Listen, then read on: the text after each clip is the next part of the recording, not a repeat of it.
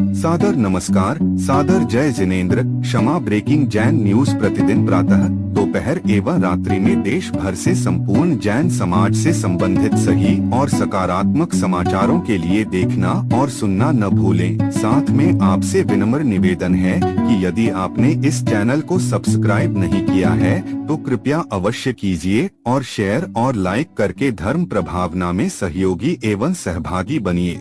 जब संत शिरोमणि आचार्य भगवान श्री विद्यासागर जी महाराज ने चर्या शिरोमणि परम पूज्य आचार्य श्री विशुद्ध सागर जी महाराज के संघस्थ ब्रह्मचारी भाइयों को जब वह उनके पास दर्शन को पहुँचे तो उन्हें लौकांतिक देव कहा, आखिर क्यों?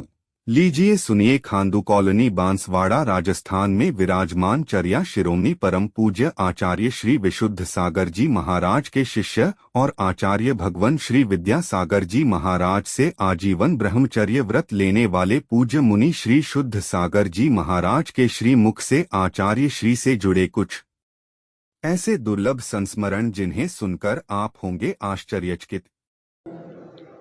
वास्तव में देखा जाए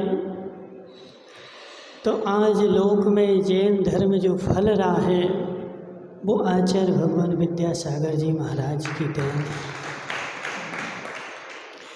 यदि आचार्य विद्यासागर जी नहीं होते तो आज देश में इतने सारे मुनि भी नहीं होते, क्योंकि जितने भी आज देश में मुनि हैं वो कहीं ना कहीं आचार्य भगवान विद्यासागर महाराज से प्रेरणा पा करके ही निकले।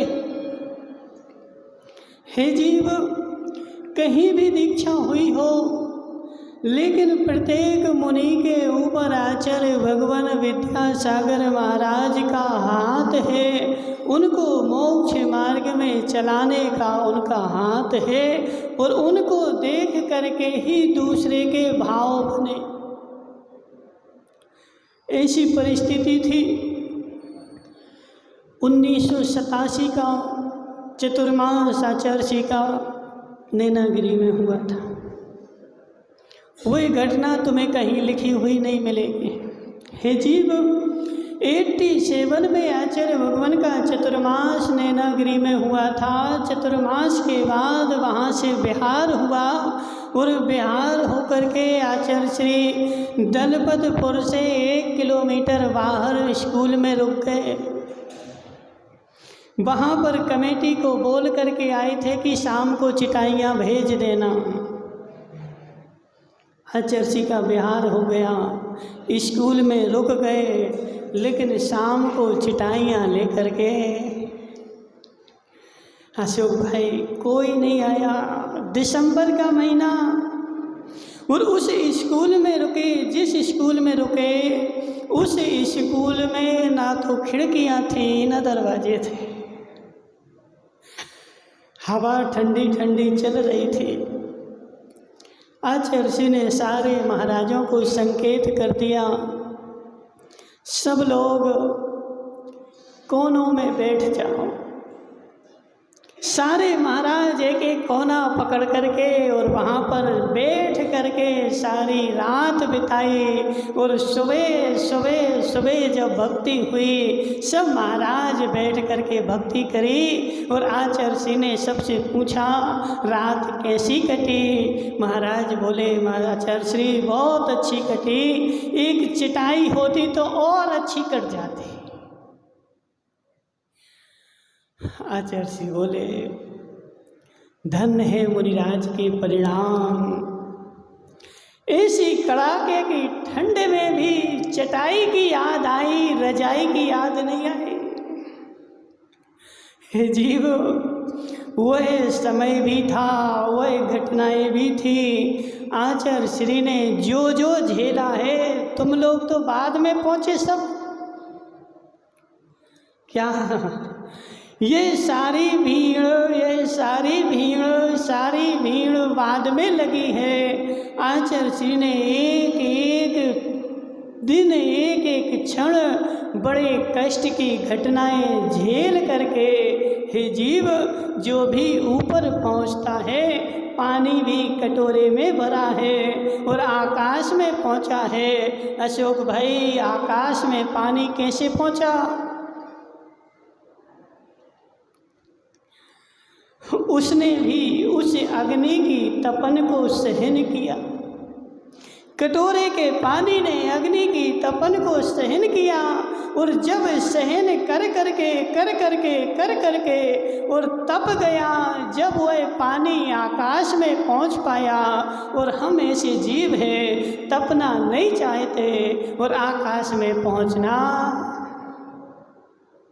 हे जीव, आचर्षि का जीवन आज इस पृथ्वी पर हमारे लिए आदर्श है। आज हमारे जीवन में जब कष्ट आता है और कष्ट आने के बाद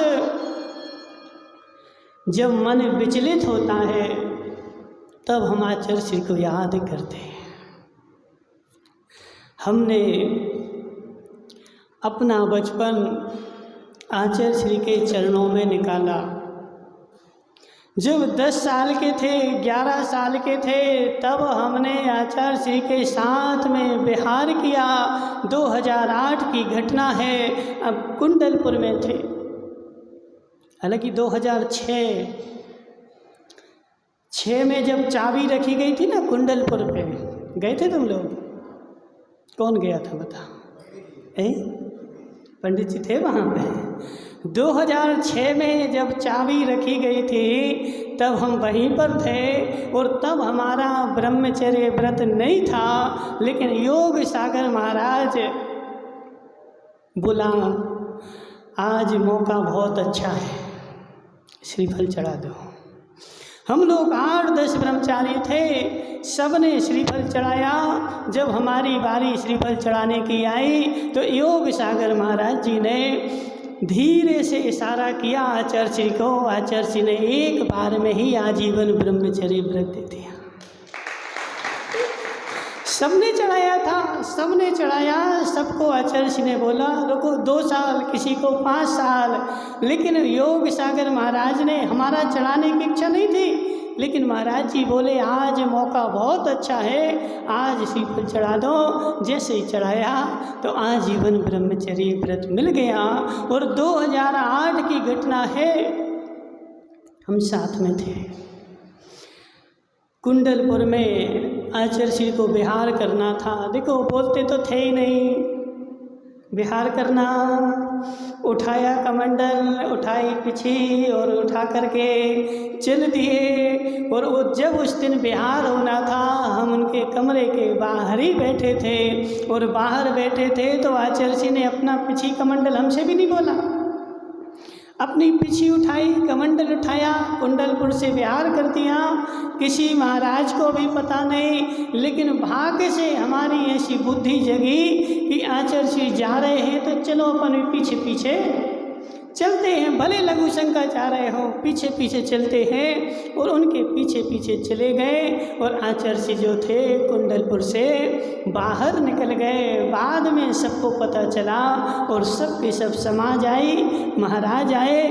तो उनकी चर्या जो है, हे जीव, उनकी चर्या जो है वह मूलाचार के अनुसार उन्होंने एक एक कदम रखा, एक एक कदम रख करके और समाज को बताया। जब वर्षों का तप, अशोक भाई तुम आचार्य की पूजा क्यों कर रहे? क्यों कर रहे? वर्षों के तप की मेहनत है, वर्षों के तप का पुण्य है। वर्षों मेहनत करी, प्रारंभ में आचार्य को कोई नहीं जानता था।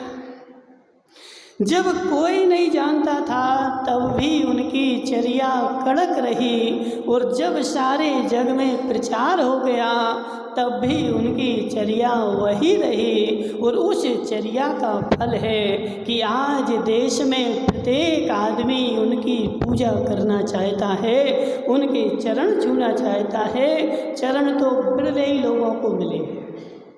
छुए तुमने चरण? है जीव बिरले ही लोगों को मिले हैं, और जो प्रारंभ में जुड़ा था उनको तो मिल गए, लेकिन जो लास्ट में जुड़ा था उनको चरण छूने भी नहीं मिले।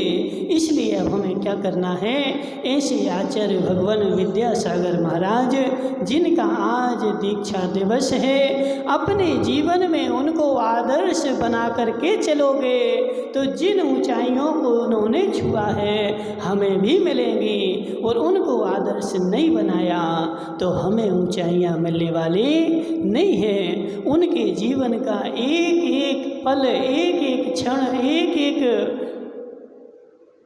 समय हमारे लिए आदर्श है।